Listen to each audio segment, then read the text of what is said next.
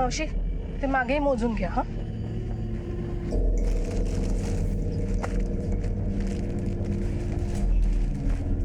उर्मिला जरा उधर आओ.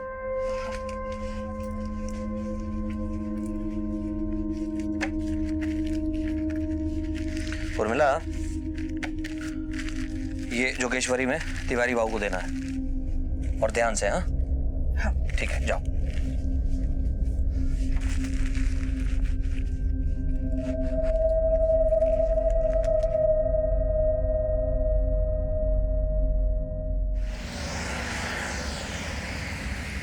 हाँ सुनील, हाँ गाने एकदम मस्त है. नहीं नहीं ताई ताई सुन ना, एक मिनट सुनील, एक मिनट. कुछ पैसे तो देना यार, बहुत भूख लग रही है. जाके वड़ा पाव लेके आता हूँ मैं. भूख तो मुझे भी लगी है. आई को आने देना, वो आके बनाएगी. देख आई आ गई. आई इतनी देर कहाँ लगा दी? सबको भूख लगी है. क्यों? तू नहीं खाना बना सकती? जब देखो तब फोन फोन फोन. हाँ सुनील.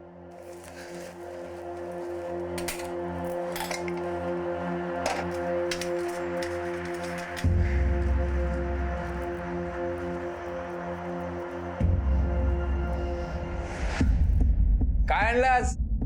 क्या बना रही है? चिकन?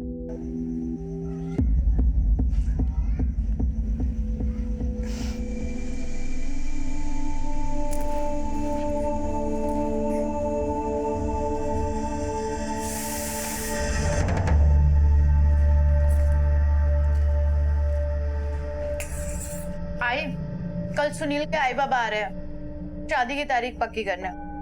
कल जल्दी आ जाना. हाँ और कल खाने में कुछ स्पेशल बनाना. ओके? हाँ हाँ आ जाएगी. आएगी क्यों नहीं. सुन, कल आते वक्त थोड़ा पैसों का बंदोबस्त भी करते आना. अरे अच्छा खाना बनाना पड़ेगा ना, समझे आ रहे हैं. तुम्हारे इंटरव्यू का क्या हुआ? वो तो हमेशा की तरह मेरे जाने से पहले दे दी नौकरी किसी को. आना जाना सब फोकट गया. संतोष को लेके गया था साथ में, उसको खिलाया पिलाया, जेब में एक फूटी कौड़ी नहीं बची. मुझे दे.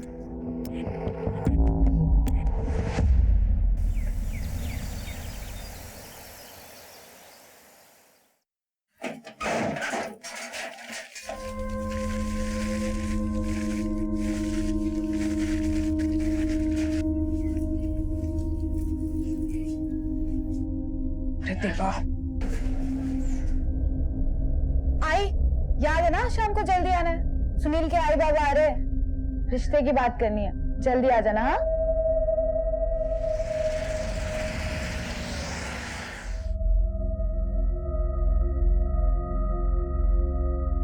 The number you are trying to call is currently switched off. Please try again later.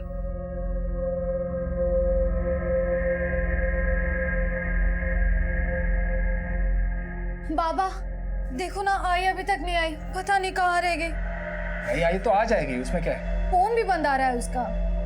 अब वो लोग आ जाएंगे तो. तू एक काम कर, तू सुनील को फोन करके बोल दे आज के दिन मत आना. ठीक है? अरे ऐसे कैसे मना कर दूं? वो लोग निकल गए होंगे घर से. आप एक काम करो ना, स्टेशन तक देख कर आओ ना. पागल होगी? अगर तेरी आई स्टेशन तक आएगी तो यहाँ तक भी आएगी ना. गौतम का है, उसको भेज दे. गौतम कहाँ सुनता है मेरी? घूम रहा हूँ अपने दोस्तों के साथ. पवार आहेत का? हाँ या ना. नमस्कार. बसा बसा. कैसा है? ये बस.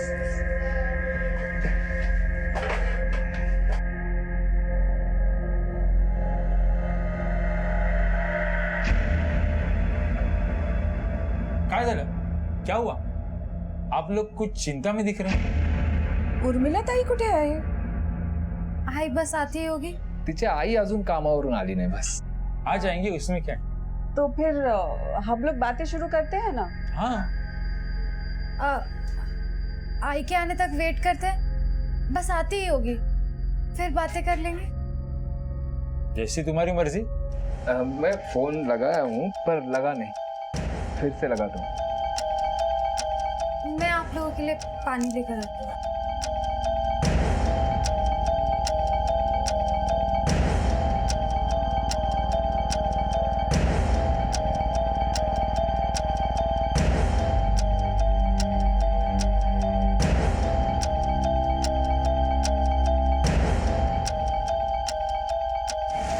अब और इंतजार नहीं होता। उर्मी आएगी ना तो भेज देना उसको, बाकी बातें हम बाद में देखेंगे। चलो। चल रे सुनील, नुगुया आपण। मुझे नहीं लगता जब तक आपकी पत्नी आती हम कोई फैसला कर सकेंगे, क्योंकि सब फैसला आपके पत्नी के हाथ में है ना। खामा बुला लिया। चला रे। सुनील, तो रुक, मैं देखता हूँ। बाबा।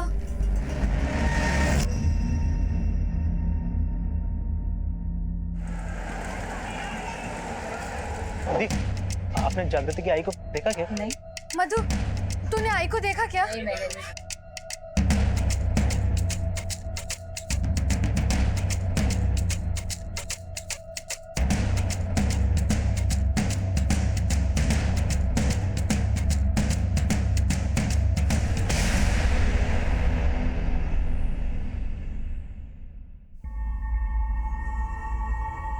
आई का यहाँ पर कुछ पता नहीं चल रहा है और तू यहाँ आराम से लेटा है। शर्म नहीं आती तुझे? हाँ, नहीं आती है शर्म। और तेरे को इतनी फिक्र है आई की तो खुद जाके ढूंढना बाहर। मैं ढूंढ ही रही हूँ, लेकिन तू भी तो मदद कर सकता है। नहीं करनी है मेरे को कोई मदद। चल जा ऐसे। इससे बात ही करना बेकार। पता नहीं आई कहाँ होगी, कैसे। आई का कुछ पता चला? नहीं, मैंने शेल कॉलोनी, ठाकुर बप्पा सब जगह देख लिया, लेकिन तुम्हारी आई के बारे में कहीं कुछ पता नहीं चला है। जागृति, तुम एक काम करो, तुम पुलिस स्टेशन जाओ, मैं बाकी जगह भी देखता हूँ। अगर कुछ भी पता चला मैं तुम्हें फोन कर दूंगा।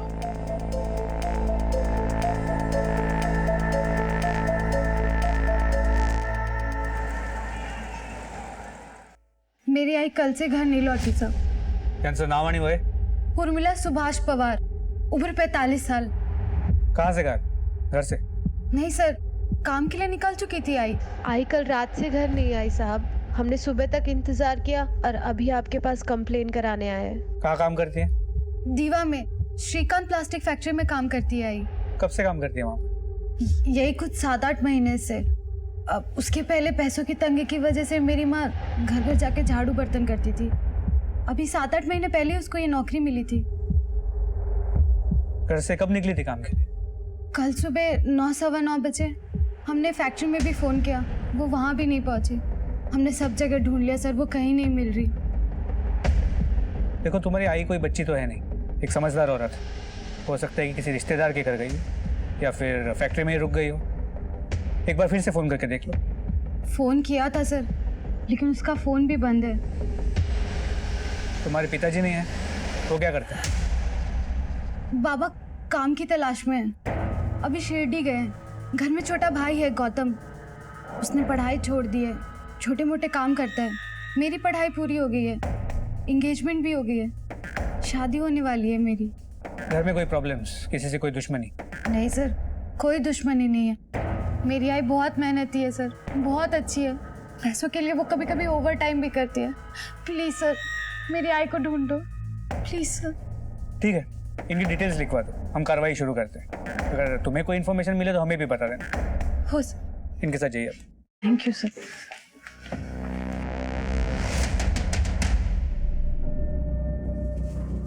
उर्मिला पवार यही काम करती है? हाँ साहब। आज आई है क्या? नहीं साहब, आखिरी बार कब आई? 5 तारीख को आई थी साहब। फैक्ट्री के मालिक हैं, उन्हें बुलाइए। मालिक आज फैक्ट्री नहीं आए, वो काम से बाहर गए। ठीक है, जैसे वो वापस आते उन्हें हमसे बात करने को बोलिए। हाँ।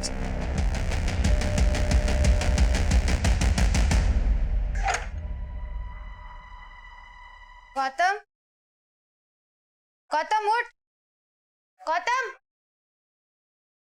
गौतम उठ ना। गौतम, गौतम।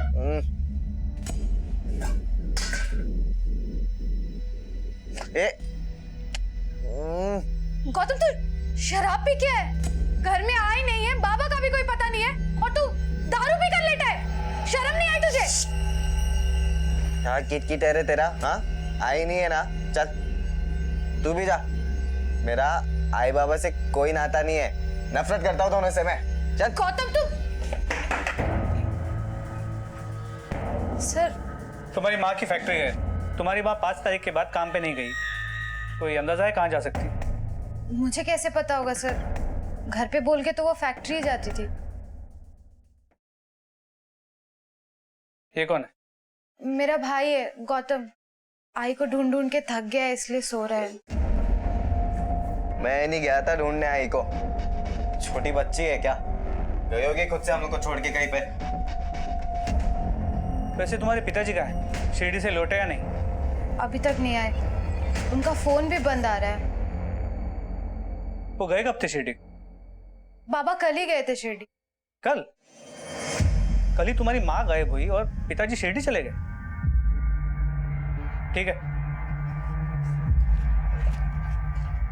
ये पति और पत्नी दोनों गायब हैं। हो सकता है कि दोनों मिलके कोई खेल खेल रहे हैं। फिर सुभाष पवार के मोबाइल की लोकेशन ट्रेस करो और एक कांस्टेबल को घर पे नजर रखने को बोलो। अगर इनमें से कोई भी घर पे आता है तो हमें इन्फॉर्म करने को बोलो। हो साहब। गुमशुदगी की एक सामान्य शिकायत पुलिस के पास आई थी, लेकिन जैसे जैसे तहकीकात आगे बढ़ रही थी कई सवाल खड़े हो रहे थे। एक सीधे साधे परिवार में पनपती उथल पुथल दिखाई दे रही थी। पुलिस के लिए महज गुमशुदगी से शुरू हुआ यह केस आगे चलकर कई सनसनीखेज मोड़ लेने वाला था। जमीर को झकझोर देने वाले कई सवाल खड़े करने वाला था।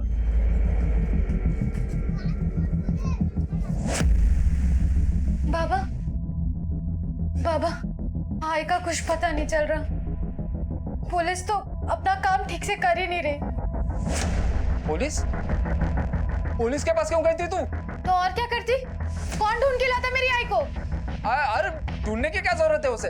बच्चे है क्या? आ जाएगी अपने आप।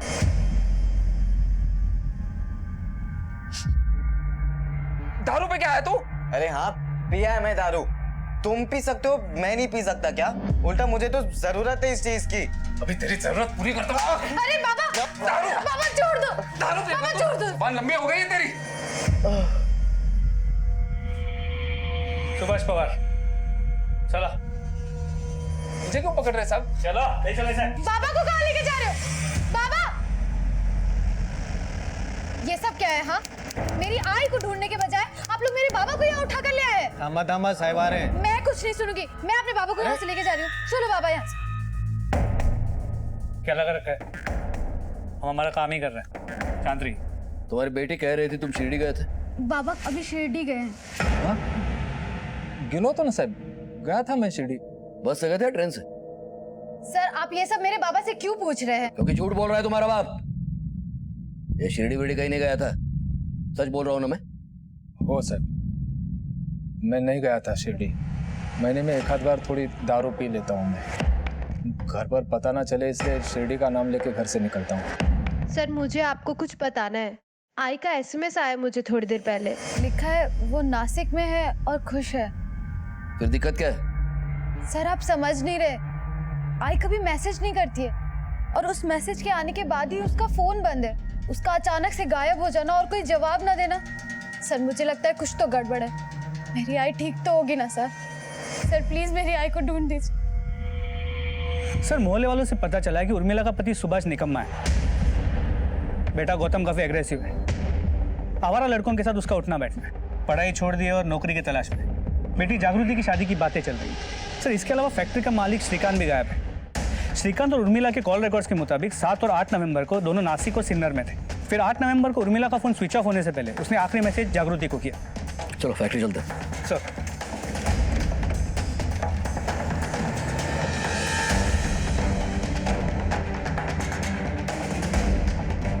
श्रीकांत, वो रहे शाह। ओ सर, सर।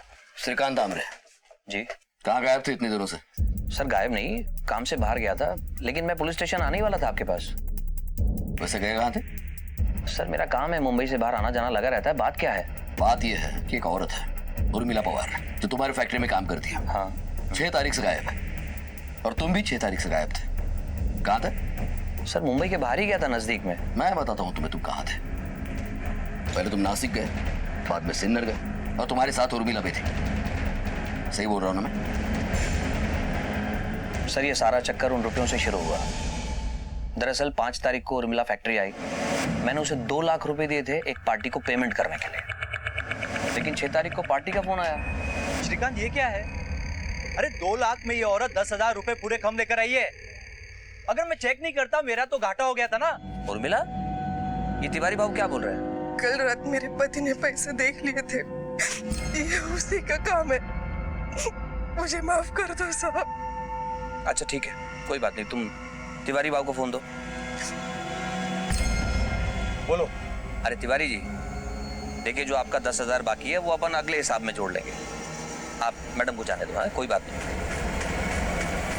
ठीक है, जाइए। पूरी तरह से ऊब चुकी थी सर। शायद उसके घर में कोई उसे समझता ही नहीं था, इसलिए कुछ दिनों के लिए वो अपने रिश्तेदारों के पास जाना चाहती थी, नासिक, ताकि उसके घर वालों को पता चले कि उसकी अहमियत क्या है। पर मुझे डर था कि कहीं वो अकेली है, कुछ गलत ना कर बैठे, तो मैं उसे लेकर नासिक चला गया। जब मैं नासिक पहुंचा तो वहां पर कोई था नहीं उसका रिश्तेदार। तो फिर हमने सोचा कि हम सिन्नर के लिए रवाना होते हैं, लेकिन रात बहुत हो गई, बसेस बंद थी, तो फिर हम रात को एक होटल में रुक गए। लेकिन अर्ली मॉर्निंग हम लोग सिन्नर के लिए रवाना हो गए और वहाँ एक माता जी का मंदिर है, हम लोगों ने वहाँ दर्शन किए। उर्मिला ने कहा कि भाई आप यहाँ रुको, मैं अपने रिश्तेदारों को देख कर आती हूँ। मैंने जाने दिया, लेकिन काफी देर तक वो नहीं आई सर। मुझे याद है तकरीबन 3-4 घंटे मैंने उसका इंतजार किया, लेकिन वो नहीं आई। तब जाकर मैं वहां से अकेला लौट के आया। और उसे ढूंढा क्यों नहीं? सर कैसे ढूंढता, उसके घर वालों का कोई पता था नहीं मेरे पास, और ऊपर से मेरा मोबाइल फोन भी बंद हो गया, बैटरी डाउन थी। और मुझे याद आया कि फैक्ट्री के काम से हमारी एक डिलीवरी देनी थी, तो मैं यहाँ अकेला वापस आ गया। ठीक है, उर्मिला के गायब होने से कैसे फायदा हो सकता है? वो तो उर्मिला शायद पति से तंग आके गायब हो गई होगी, लेकिन ये तभी पता चलेगा जब उर्मिला हमें मिलेगी। नासिक और सिन्नर पुलिस को उसको फोटो भेज देना, और उसने आखिर में जो कुछ पहना था उसकी सारी डिटेल्स। श्रीकांत ने जिन जिन जगहों के बारे में बताया है वहां पे लोकल पुलिस को फिजिकली चेक करने के लिए बोला, और उर्मिला के घर वालों से पूछना सिन्नर और नासिक में उनके कोई रिश्तेदार है भी या नहीं। सर, श्रीकांत ने उर्मिला के एक अलग ही स्वभाव का चित्रण किया था। अपने घर, अपने परिवार के साथ रहते हुए भी अपने अंदर कितना तनाव छुपाए हुए थी। पुलिस ने तहकीकात के सिरे खोलने शुरू किए और सच्चाई जानने के लिए मामले की तह तक जाने का फैसला किया। हेलो जागृति, अच्छा तुम्हारा कोई रिश्तेदार नासिक या सिन्नर में रहता है? हाँ सर, हमारे दूर के रिश्तेदार रहते हैं नासिक में, और मेरी एक शारदा मासी है, मेरी आई की चचेरी बहन, वो भी सिन्नर में रहती है। ठीक है।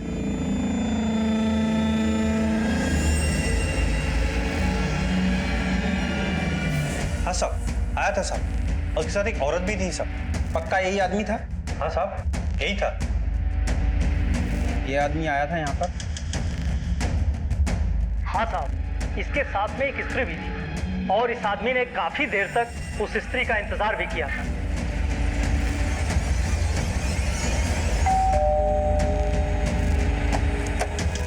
जी साहब। उर्मिला आई थी क्या यहाँ? तुमने जो चोरी की थी उसी की वजह से तुम्हारे घर की ये हालत हुई है। माफ करा सर, वो पैसा देखकर मैं बहक गया था। और इसी लालच में सिन्नर में उर्मिला को उठाने की सुपारी दी तुमने? नहीं साहब, मैंने कुछ नहीं किया। वो तो मेरा घर चलाती थी साहब, मैं भला क्यों उसको नुकसान पहुंचाऊंगा। हाँ, मेरे कारण उसे दुख जरूर बहुत हुए हैं, और इसीलिए वो मुझे छोड़ के चली गई साहब।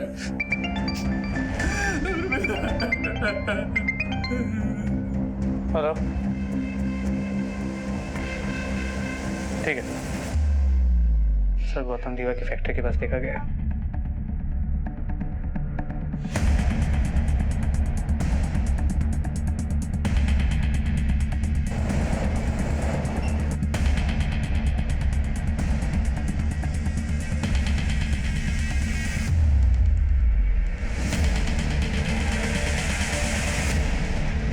चल बेटा चल, थाने चल। पर मैंने कुछ भी नहीं किया सर, प्लीज सर, मैंने सच्ची कुछ भी नहीं किया सर। सर सच्ची मैंने कुछ भी नहीं किया। पिछले 2 दिनों में 4 बार तुम्हें श्रीकांत के फैक्ट्री के पास देखा गया है। क्या कर रहे थे यहाँ? सर मेरे को श्रीकांत को सबक सिखाना था। कैसा सबक? सर वो श्रीकांत ने मेरी आई को पूरी तरीके से अपनी बातों में फंसा लिया था। कुछ दिन पहले मैं दीवा आया था कुछ काम से। मैंने सोचा था कि मैं आई से मिलता हुआ जाऊंगा, लेकिन जब मैं फैक्ट्री आया सर, तभी मुझे पता चला कि श्रीकांत आई को अपने साथ अपने घर लेकर गया था। तो मैं उसके घर पे गया सर। कुछ लोगों को जिंदगी से कुछ नहीं मिलता, मैं उन्हीं में से एक हूँ। ये कैसी बातें कर रही हो उर्मिला? मुझ पे विश्वास नहीं है तुमको? मैं हूं ना तुम्हारे साथ। अब ये सारी बातें भूल जाओ, आओ मेरे सीने से लग जाओ।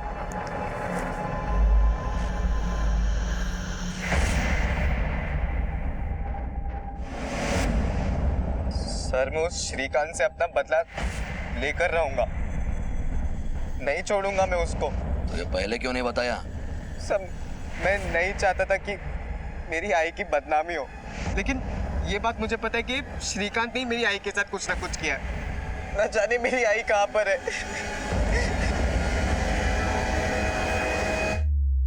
सर मैं पहले भी आपको बता चुका हूं, उर्मिला अपने पति और परिवार से परेशान थी सर, इसीलिए मैं उसको सहारा दिया करता था। लेकिन सर मुझे ये नहीं पता था कि अच्छे कामों का अंजाम इतना बुरा होता है। और फिर उस बच्चे ने पता नहीं क्या देख लिया सर, जो मुझ पर डायरेक्ट इल्जाम लगा दिया उसने। ठीक है मान लेता हूं मुझ पर इल्जाम लगाना कि मैं कोई भी नहीं हूं उसका, लेकिन उसकी माँ, उसने अपनी माँ को गलत समझा। ये बात समझ में नहीं आई सर। सर मैंने जो भी बातें आपको बताई हैं वो एक एक बात सही है, आप चाहे तो इंक्वायरी कर लीजिए सर। ठीक है, मान लेते हैं कि तुम सच बोल रहे हो। अब एक बात हमारी भी ध्यान में रखना। जी। ये शहर छोड़ के कहीं भी नहीं जाना। Okay sir. क्यों? Thank you. उर्मिला के बेटे गौतम ने पुलिस के सामने एक सनसनीखेज खुलासा किया, लेकिन उसे श्रीकांत ने झुठला दिया। हर एक केस को सुलझाते सुलझाते पुलिस का ऐसे कई मुजरिमों से पाला पड़ता है जो उन्हें सीख भी दे जाते हैं और हैरान भी कर जाते हैं। और यह केस भी उसी दिशा में जा रहा था। पुलिस अपने अनुभव को काम में लाते हुए पूरी गंभीरता से इस केस की तहकीकात कर रही थी, लेकिन आगे जो इस कहानी में होने वाला था उसके बारे में शायद किसी ने सोचा भी नहीं होगा।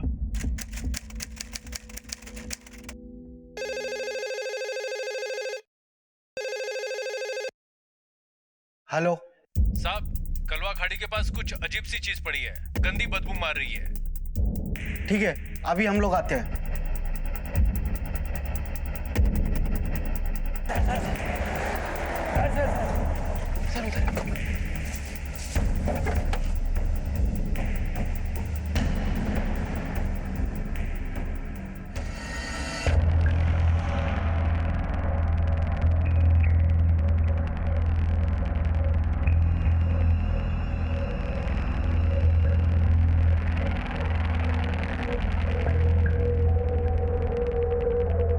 ड्रम को तोड़ो और अंदर से बॉडी निकालो।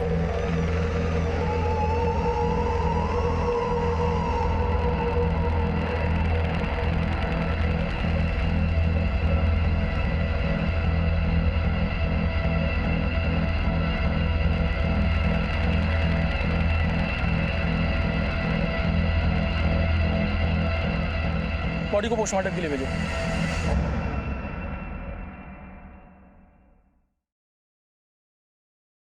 औरत की लाश है, उम्र लगभग 48 साल, सर पे चोट के निशान भी है, मुंह और गला दबाया गया, दम घुटने से मौत हुई है। सर बैरल में सीमेंट भरकर बॉडी इसके अंदर डाली गई है। पिछले 10-12 दिन की सभी पुलिस स्टेशन से आई गुमशुदा महिलाओं की कंप्लेंट फाइल लेकर के आओ और उससे इस डिटेल्स को मैच करो और अपनी डिटेल सभी पुलिस स्टेशन को भिजवाओ। Okay sir.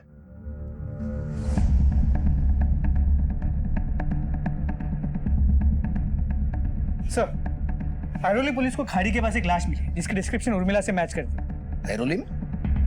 उर्मिला तो चेंबूर में रहती है और काम करती है दीवा में। ऐरोली इन दोनों के बीच में पड़ता है। अगर ये उर्मिला की ही लाश है तो खूनी भी आसपास ही होगा। तुम एक काम करो, तुम श्रीकांत और उर्मिला की फैमिली को पुलिस स्टेशन बुला लो बॉडी पहचानने के लिए। सर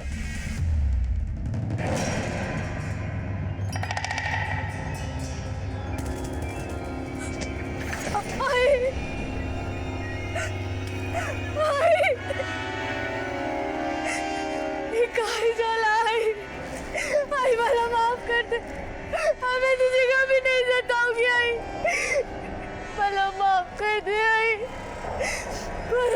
आई आई आई जागृति, ये इसलिए मारा मेरी आई को। क्यों मारा मेरी आई को? छोड़ बोल, क्यों मारा? छोड़ से। बड़ी बेरहमी से कत्ल किया गया है। बदन पे स्ट्रगल के निशान हैं, सर पे वार भी किया गया।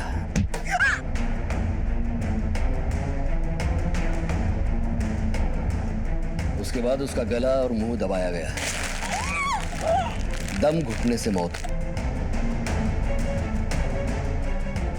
उसके बाद उसके हाथ पैर बांधकर उसे ड्रम में, मतलब बैरल में डाला गया। उसके बाद सबूत मिटाने के लिए बैरल में सीमेंट डाला गया। कातिल बड़ा बेरहम है, ठंडे दिमाग वाला, a cool minded murderer।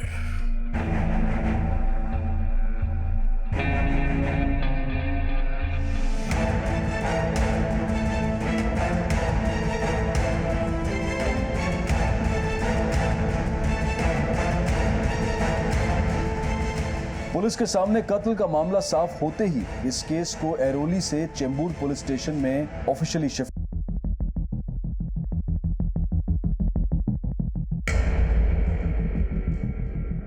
Sir, postmortem report के मुताबिक मौत 8 दिन पहले हुई, मतलब 6 नवंबर को, ठीक उसी दिन जिस दिन उर्मिला घर से निकली थी। इसके 3 पहलू हो सकते हैं कदम।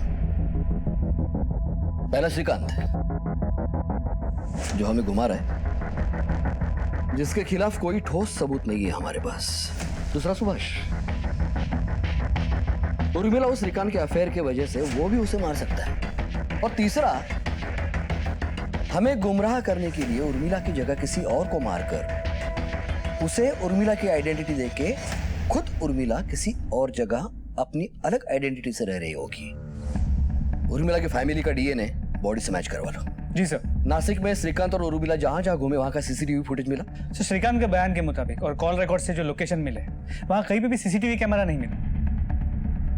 उर्मिला का मर्डर अगर 6 तारीख को हुआ है तो 7 और 8 तारीख को श्रीकांत किसके साथ घूम रहा था? फिर से नासिक जाओ, फिर से पूछताछ करो उर्मिला का फोटो लेके। और 10 तारीख को सातारा में उर्मिला का फोन क्या कर रहा था? या तो चोरी हो गया होगा या फिर उसे कोई घुमा रहा होगा। हम किसी को क्लीन चिट नहीं दे सकते।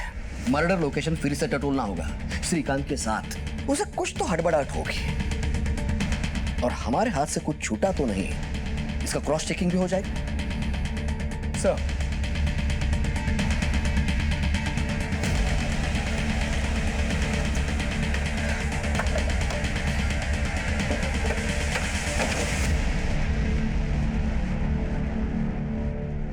मान लिया भाई श्रीकांत, तुमको बहुत घुमाया हम लोगों को। उर्मिला को 6 तारीख को ही मार दिया था और हमें महाराष्ट्र दर्शन करवाए। उर्मिला को मारकर उसे ड्रम में भर दिया, ड्रम में सीमेंट भर दिया और उसे यहां लाके डाल दिया। अब ये भी बता, ये सब कैसे किया तूने? क्या सर, आप ही मुझे घुमा रहे हो? ये सब आप लोगों की कहानी है सर। अच्छा, नीचे से।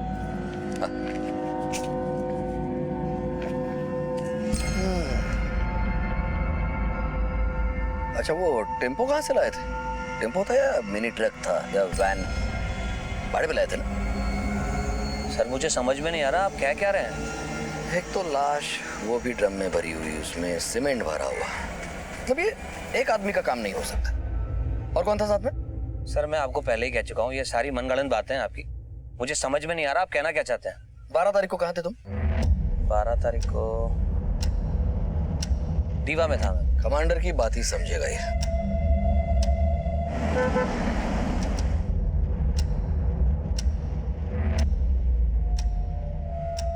मुंबई पुलिस। 7 तारीख को ये आदमी आपके आया था? 8 तारीख को? हाँ साहब, आया था साहब। उसके साथ ये औरत भी थी? नहीं साहब, औरत को तो मैंने नहीं देखा सर, पर उसने कहा था मेरे साथ कोई औरत भी है। थैंक यू, बहुत अच्छा नींद आया, एकदम माइंड फ्रेश हो गया। अभी मेरे को मंदिर जाने का है। मेरी वाइफ तो पहले ही मंदिर पहुंच गई सुबह। तो उसके साथ जो औरत आई थी उसे तुमने देखा था? नहीं साहब। इस आदमी को देखा है? हाँ साहब, ये तो आया था यहाँ पर। तुम्हारी पत्नी नहीं आई अभी तक बेटा? पंडित जी, आप तो जानते हैं ऐसी कोई औरत बनी नहीं जो टाइम पे चले। पता नहीं ये लोग टाइम की कीमत कब समझेगी। अच्छा, इस आदमी के साथ ये औरत भी थी? नहीं साहब, इस औरत को नहीं देखा।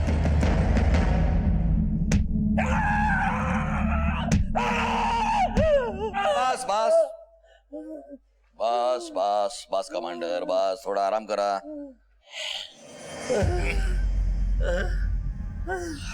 बता बजरीकर, कुछ याद आ रहा है? सर याद आने लायक कुछ नहीं है बात। बस कमांडर, बस बस। अच्छा ये तो पक्का है कि तुमने कत्ल किया है। अब वो कैसे किया इसकी कबूली दे दो। मैंने कोई कत्ल नहीं किया सर। आप सब लोग मिलकर झूठ बोल रहे हैं, मुझे फंसाने की कोशिश कर रहे हैं। सबकी साजिश है। मेरे को मिलवाओ आप जिन्होंने मुझे फंसाया। मैं बात करता हूँ। हम उसके मुंह से सच नहीं निकलवा पा रहे हैं कदम। हमारा केस कमजोर पड़ता जा रहा है। अभी भी हम लोग यकीन से नहीं कह सकते कि यह हत्या श्रीकांत ने की है। पर इतना तोड़ने के बाद भी ये श्रीकांत अपना वही राग लाप रहा है। सर ये कॉल रिकॉर्ड से DNA report. Sir call record के मुताबिक 12 तारीख को श्रीकांत दीवा और मुमरा के एरिया में था। डीएनए भी मैच हो रहा है। ये उर्मिला ही है। मतलब श्रीकांत ने उसका मर्डर 6 तारीख को किया। उर्मिला कहीं नहीं गई, उसका फोन ट्रैवल हुआ है। बहुत बड़ा खेल खेल रहा है श्रीकांत। उसके मुंह से सच निकलवाना ही होगा। श्रीकांत जानता था कि हम कॉल रिकॉर्ड्स का इस्तेमाल करेंगे, इसीलिए उसने कॉल रिकॉर्ड्स को अपना सबसे बड़ा सबूत बनाया। ये सारे सबूत झूठे हैं, मगर है तो सबूत। बहुत सोच समझ के दांव खेला है श्रीकांत। उसके दीवा के घर की तलाशी लेनी पड़ेगी।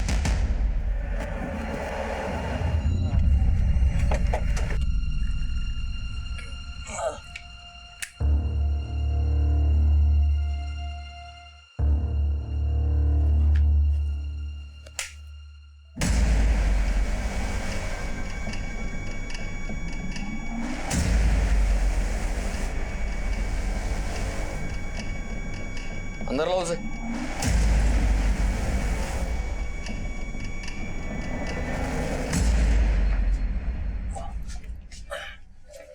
ये सीमेंट क्या कर रहा है यहाँ पे? सर यहाँ पे इतने चूहे हैं कि जीना मुश्किल हो गया। आप जरा झुक के देखिए सर।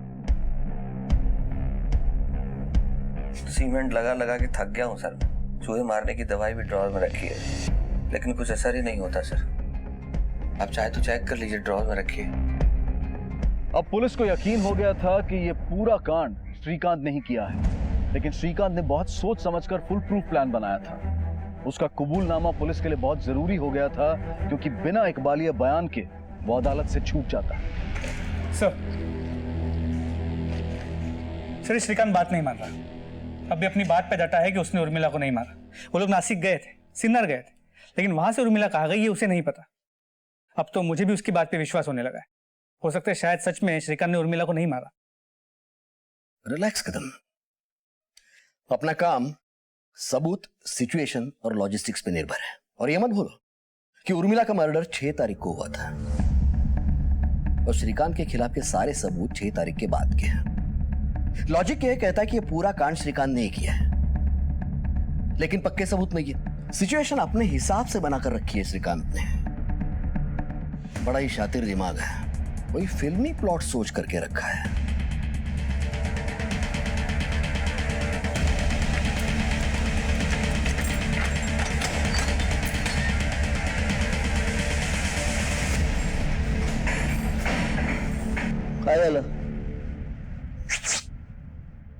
क्या किया?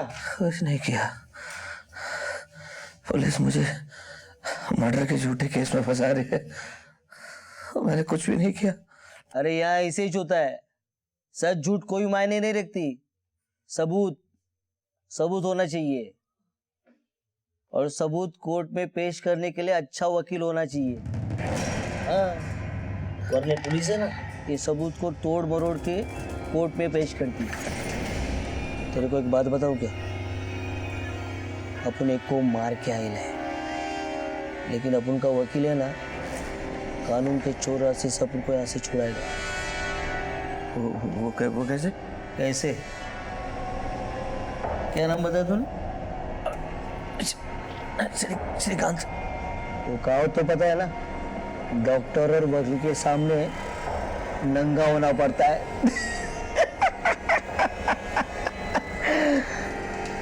मच्छी मार्केट क्या चल रहा है? चल बेबे चल, कमांडर को बुलाना।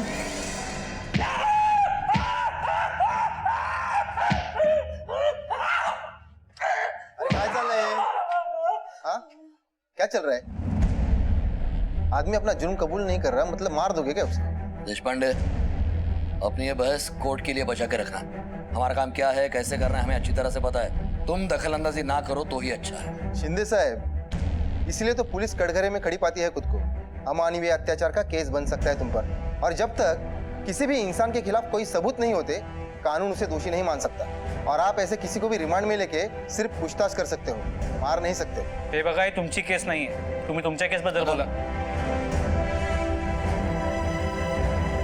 नाही आला लॉकअप मध्ये.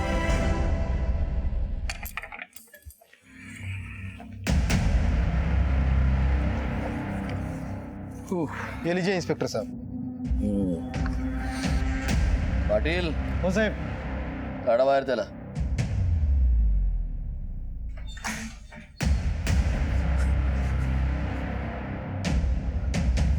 अरे भावा, तू कशाला घाबरतोय? पुलिसने अपन के लिए लॉकअप खोला है. तेरे को बोला था ना, देशपांडे वकील, वो देख, अपन की जमानत भी हो गई और अपन को फांसी के फंदे से भी बचाएगा. हाँ हाँ साहब, आलो ना. वकील साहब, वकील साहब, तू जा.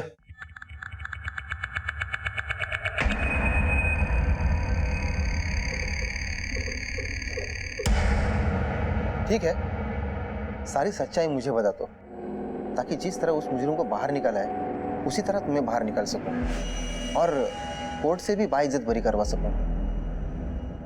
पर थोड़ा पैसा ज्यादा लगेगा. वकील साहब, बार बार वही बात. जो भी सच था वो सब आपको भी बताया, पुलिस को भी बताया. अब क्या करूं मैं? देखो, मैं तो सिर्फ इतना ही कर सकता हूँ कि ये पुलिस वाले तुम पर 3rd डिग्री का इस्तेमाल नहीं कर पाएंगे. कल तुम्हारी रिमांड खत्म होगी और तुम्हें कोर्ट में पेश किया जाएगा. लेकिन ये पुलिस वाले बड़े शातिर, इन्हीं सबूतों पर तुम्हारी रिमांड फिर से बढ़ा लेगी और उस वक्त मैं कुछ नहीं कर पाऊंगा, क्योंकि सच्चाई मुझे अभी पता नहीं. ठीक है, ख्याल रखना अपना.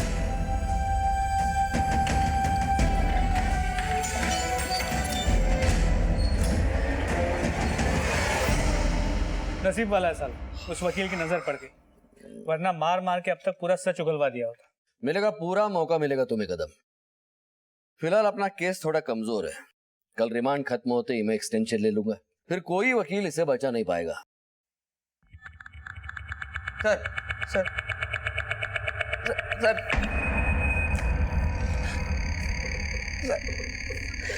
सर, एक बार वकील साहब से मिलवा दीजिए प्लीज. मुर्गे की आखिरी इच्छा भी पूरी कर दो कदम. कल इसे हलाल तो होना ही है. घबराओ मत, सब सच सच बताओ, मैं तुम्हें बचा लूंगा. वकील साहब, 6 नवंबर को उर्मिला उस पार्टी के पास से सीधी मेरे पास आई घर पे. बाकी सब कर सकते हो, शादी क्यों नहीं कर सकते? श्रीकांत, मैं तंग आ चुकी हूँ इस दोहरी जिंदगी से. मैंने अपना सब कुछ अपने पति पर न्यौछावर कर दिया और उसके बदले मुझे क्या मिला? सिर्फ धोखा. उर्मिला, हमारा रिश्ता प्यार का रिश्ता है, लेकिन इसमें शादी कहां से आ गई? अच्छा, तो तुम मेरा इस्तेमाल कर रहे थे. अब मैं तुम्हारे पत्नी को बताऊंगी, पूरे समाज को बताऊंगी तुम कितने घटिया इंसान हो. तुमने मुझ पे हाथ उठाया श्रीकांत. अब मैं तुम्हें नहीं छोड़ूंगी. अब तो तुम गए, अब देखना मैं क्या करती हूँ.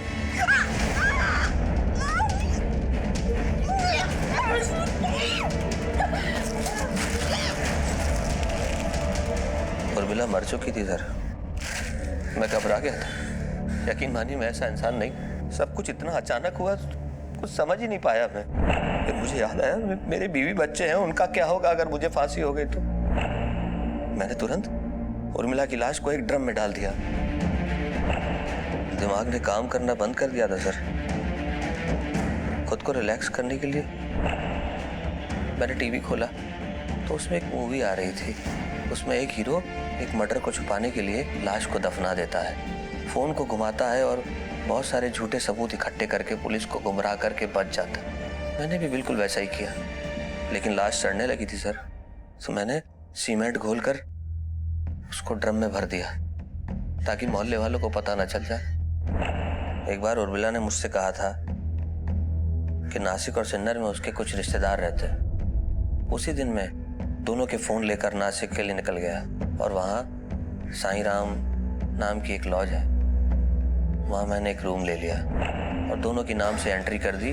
बातों ही बातों में मैंने मैनेजर को ये यकीन दिला दिया कि मेरे साथ एक औरत भी है और अगले ही दिन चेकआउट करके मैं सिन्नर निकल गया और वहाँ एक मंदिर में जाकर बैठ गया और पंडित जी को भी ये यकीन दिला दिया कि मेरे साथ एक औरत आई हुई।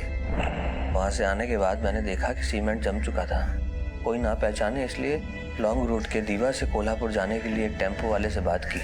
उसको मैंने समझाया कि मेरी फैक्ट्री का कुछ बेकार सामान है, इसको डिलीवर करना है, और वो मान गया। और फिर मैं वहाँ से ड्रम डाल के निकल गया और फिर टेम्पो ऐरोली की खाड़ी के पास छोड़ दिया और वहाँ से ढलान से ड्रम को धकेल कर मैं आगे ले गया खाड़ी की तरफ और फिर खाड़ी में धकेल दिया। सोचा था खाड़ी का पानी उस ड्रम को निगल लेगा। तुम्हारा एग्जीक्यूशन ऑफ प्लान तो काबिल तारीफ था, लेकिन 10 तारीख को उर्मिला का फोन 17 में एक्टिवेट हुआ, जबकि तुम मुंबई में थे। तुमने किसी को वहां फोन देके भेजा होगा। नहीं सर, मैं खुद 17 गया था और अपना फोन यहाँ अपने एक दोस्त को देकर गया था। नीलेश यार, तू मेरा फोन रख, देख मैं 1-2 दिन के लिए बाहर जा रहा हूँ। लोग क्या है ना, बहुत डिस्टर्ब करते हैं, इस फोन को बस तू ऑन रखना।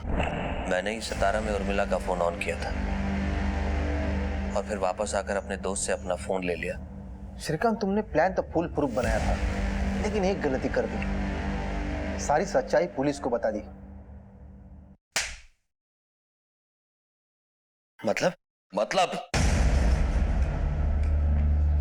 मतलब हम तुम्हें समझाते हैं sir. Well done Deshpande. Thank you sir. Good job Nikam. Thank you sir. अगर तुम फिल्मी प्लॉट सोच सकते हो तो पुलिस भी सोच सकती। अगला प्लॉट जेल में सोचना है। चोर पर मोर कहावत को सच करते हुए आखिर पुलिस ने इस केस को हल कर ही लिया। अगर हम अपने जीवन को सुखी बनाना चाहते हैं तो हमें अपने स्वभाव में बदलाव लाने की जरूरत है। जरूरत है अपनों को समझने की, उनका ख्याल रखने की, उनका दुख दर्द बांटने की। इसी विचार के साथ अब मैं अनूप सोनी आपसे विदा लेता हूं। फिर मुलाकात होगी अगले एपिसोड में एक और चौंका देने वाले केस के साथ। सबक एक को सीख हम सबको। जय हिंद।